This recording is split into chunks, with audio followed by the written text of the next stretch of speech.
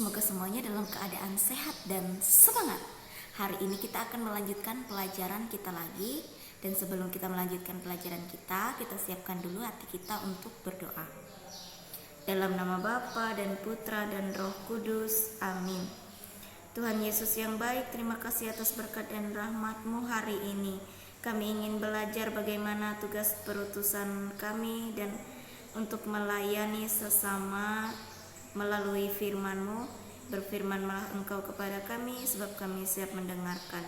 Sebab Engkaulah Tuhan kami, kini dan sepanjang masa. Amin. Dalam nama Bapa dan Putra dan Roh Kudus. Amin.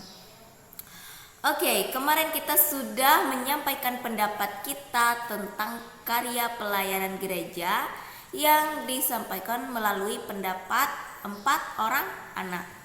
Anak-anak itu adalah Teresia, Anna, Lucia, dan Maria, ya.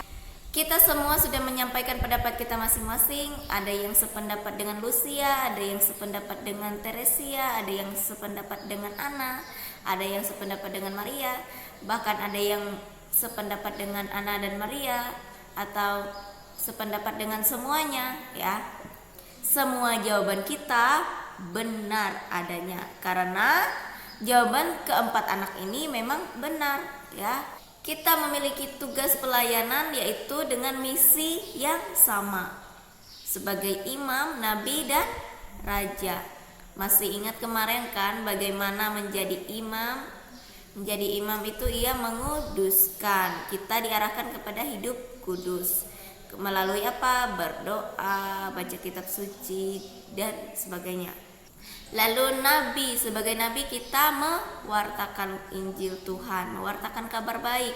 Melalui apa? Melalui kata dan perbuatan kita yang baik, yang membuat sesama kita senang, membuat sesama kita bahagia dan bersukacita, ya. Kemudian raja. Raja kita menjadi pemimpin atau penggembala.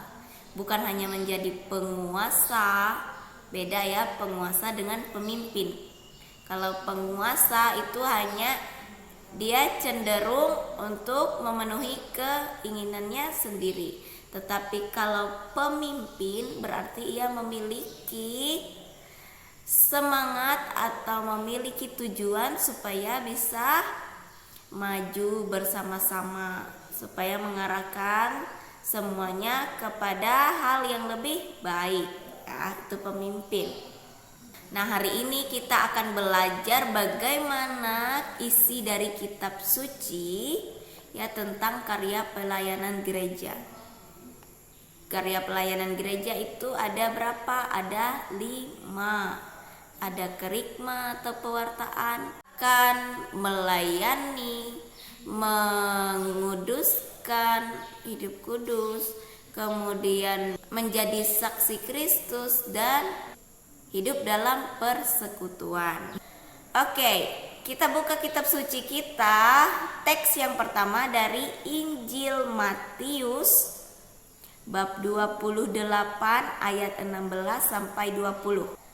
Nah, kamu tuliskan soalnya kalimat-kalimat mana dari kutipan kitab suci di atas yang menunjukkan tugas mewartakan yang diberikan Yesus kepada para murid.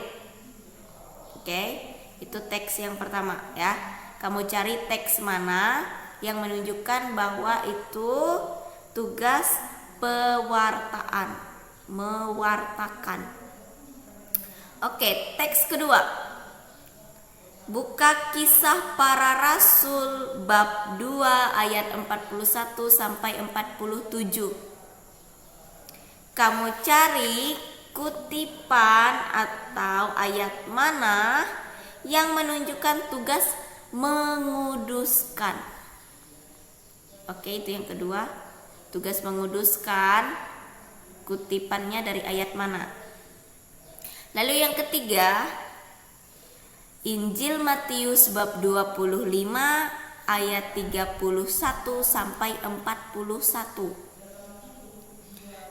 Kamu tunjukkan di mana teks itu, ayat mana yang menunjukkan ia tugas melayani. Oke, itu saja tugasnya hari ini. Ada 3. Buka teks yang pertama. Teks yang pertama itu yang mana kamu tunjukkan tugas pewartaan gereja. Lalu yang kedua, teks yang kedua maksudnya dari Kisah Para Rasul, itu tunjukkan di mana tugas gereja menguduskan. Lalu teks ketiga dari Injil Matius lagi, Matius bab 25, tunjukkan yang mana tugas melayani. Oke, sampai di situ dulu pelajaran kita hari ini. Sekarang kita tutup dengan berdoa.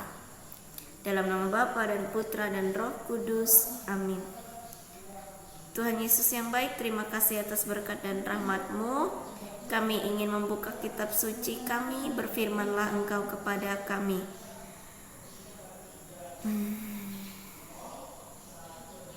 Bimbinglah kami dalam mengerjakan tugas hari ini, agar kami mengerti dengan baik apa tugas kami untuk mewartakan, menguduskan, dan melayani. Sebab Engkaulah Tuhan kami kini dan sepanjang masa. Amin. Dalam nama Bapa dan Putra dan Roh Kudus. Amin. Oke, guguku semangat untuk membaca kitab sucinya. Sebagai anak-anak Tuhan, kita harus rajin berdoa dan membaca kitab suci. Jangan lupa juga selalu jaga kesehatan. Gak usah keluar-keluar rumah. Kalau keluar rumah pakai masker. Oke? Tuhan Yesus memberkati. Bye-bye.